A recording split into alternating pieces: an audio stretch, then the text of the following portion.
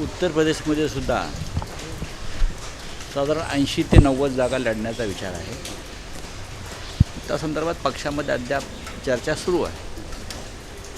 प्रत्येक निवडणुकीत आम्ही तिथे जातो, लढतो. यश मिळतंच असं नाही, पण शेवटी तिथे संघटना आहे, पक्ष आहे, कार्यकर्ते काम करत असतात आणि त्यांची इच्छा असते निवडणूक लढण्याची. एक विचार घेऊन आम्ही जात असतो. यावेळेला सुद्धा गोवा आणि उत्तर प्रदेश येथे काही जागा आम्ही लढवू. विशेषतः गोव्यामध्ये साधारण 20 जागा लढण्याचा विचार आमचा आहे. 20 ते 21 जागांचं तिकडलं गोव्याचं जे युनिट आहे आमचं गोवा प्रदेश, तर त्यांनी 20 ते 21 जागांच्या संदर्भात काम सुरू केलं गेलं 5 वर्षापासून करतात. उत्तर प्रदेशमध्ये काही निवडक जागा, कारण उत्तर प्रदेशात साधारण 400 जागांची विधानसभा आहे, त्यामुळे साधारण 80 ते 100 या दरम्यान जागा लढू शकतो. सर चंद्रकांत पाटील काय म्हणाले, तुम्ही म्हणजे एका मंत्र्यांचा घोषस्फोट केला की एका मंत्र्यांनी सांगितलं की उद्धव ठाकरे मुख्यमंत्री यांनी भर चौकात जरी तोबाडीत मारली तरी सत्ता सोडणार नाही, असं कोणी सांगितलं? ते एक मंत्री ना, ते एक मंत्री कोण? असं हवेत गोळीबार करून चालत नाही आणि कोणी कोणाच्या थोबाडीत वगैरे मारत नाही. चंद्रकांत पाटील असतील किंवा भारतीय जनता पक्षाचे काही लोक असतील, हे अशा प्रकारचा अफवा पसरवत असतील, त्यात त्यांना आनंद मिळत असेल तर त्याने तो आनंद घ्यावा. पण मी वारंवार सांगतो आहे की अजून 3 वर्ष हे सरकार उत्तम प्रकारे चालेल आणि त्यानंतरसुद्धा महाविकास आघाडी सत्तेवर येईल, याच्याविषयी निश्चिंत राहा.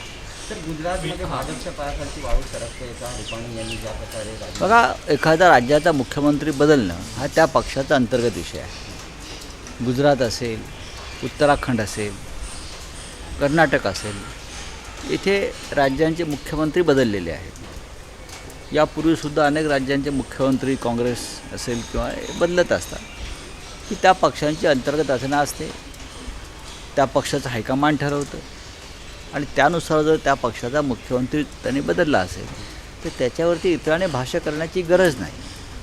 फार विजय रुपाणी यांना मी ओळखतो, अनेक वर्ष त्यांनी ते काम केलं आहे, माझ्याबरोबर राज्यसभेतसुद्धा होते आणि ठीक आहे ना, हा त्यांचा विषय आहे. आता नवीन राज्य त्यांनी बदलला असेल तर त्याच्यावरती इतराने भाष्य करण्याची गरज नाही.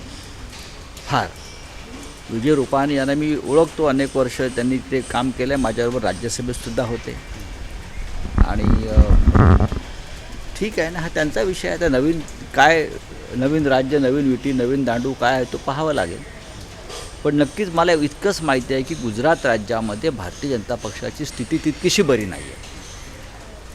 जे निवडणुका झाल्या पुढल्या वर्षभरात, तर साधारण 5 वर्षापूर्वी ज्या निवडणुका झाल्या त्यासुद्धा भारतीय जनता पक्षाला अगदी काठावरचं बहुमत मिळालं. खेचून शेवटच्या क्षणी ते बहुमत आणण्यात आलं, जसं बिहारमध्ये झालं,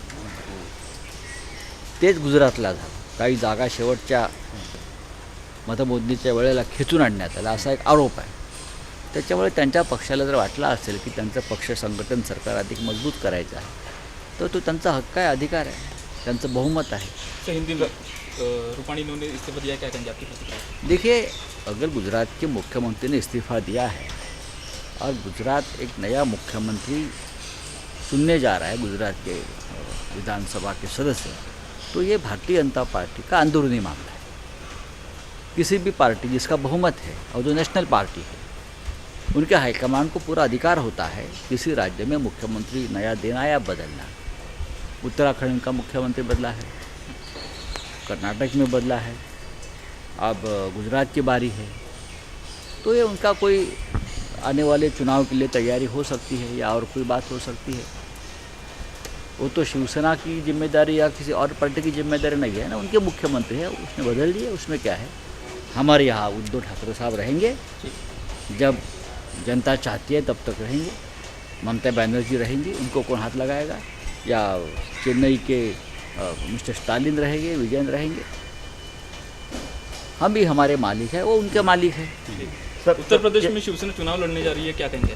देखिए, हम चुनाव तो हमेशा वहाँ लड़ते हैं, चाहे हमें यश अपयश कोई भी हो, लेकिन पार्टी का संगठन है, लोग काम करते हैं और उनकी इच्छा होती है जब चुनाव आते हैं तो चुनाव लड़ने चाहिए, चुनाव से भागना नहीं चाहिए।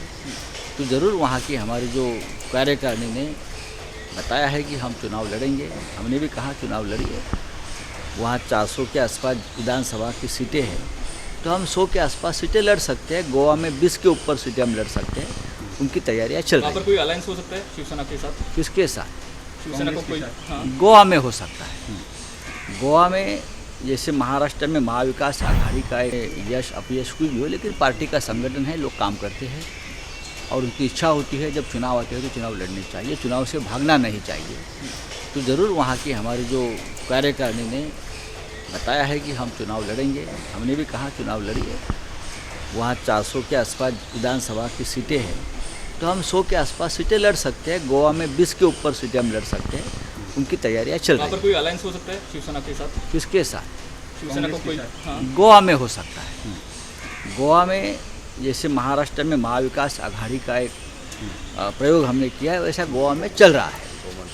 गोमन चक्र और भी 2-3 छोटी छोटी पार्टियां हैं, वहाँ हो सकता है, नहीं तो हम अकेले चुनाव लड़ेंगे, हमें क्या है। सर, मराठीमध्ये सांगा फक्त, गोव्यामध्ये किंवा उत्तर प्रदेशमध्ये कोणाची अलायन्स होऊ शकते का? ना, उत्तर प्रदेशमध्ये काही शेतकरी संघटना आहेत, पश्चिमी उत्तर प्रदेशमधल्या, त्या संघटनांनी सांगितले की आपण निवडणूक लढा, आम्ही तुम्हाला पाठिंबा देऊ, हे सत्य आहे. इतर काही लहान पक्ष आहेत, त्यांना शिवसेनेला पाठिंबा द्यायचा आहे. गोव्यामध्ये सुद्धा महाविकास आघाडीसारखा एखादा प्रयोग करण्याच्या हालचाली सुरू आहेत.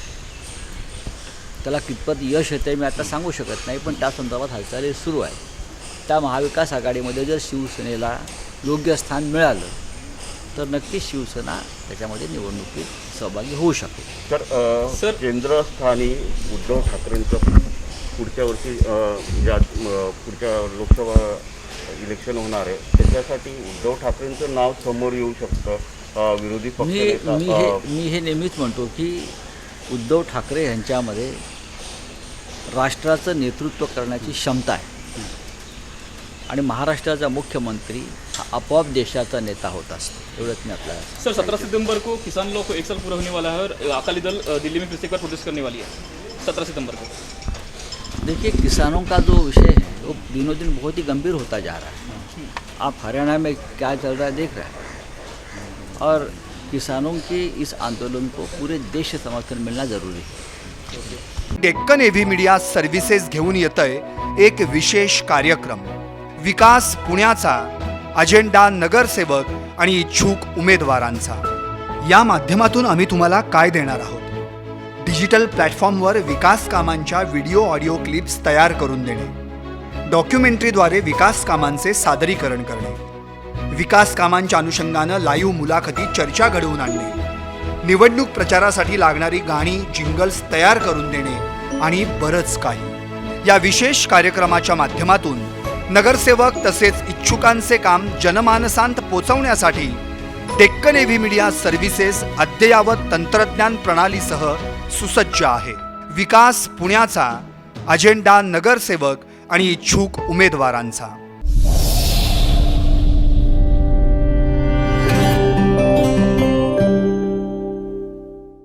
ताज्या बातम्या आणि विविध घडामोडींसाठी टॉप 20 न्यूज डिजिटल चॅनलला सबस्क्राईब करा आणि बेल आयकॉन प्रेस करा.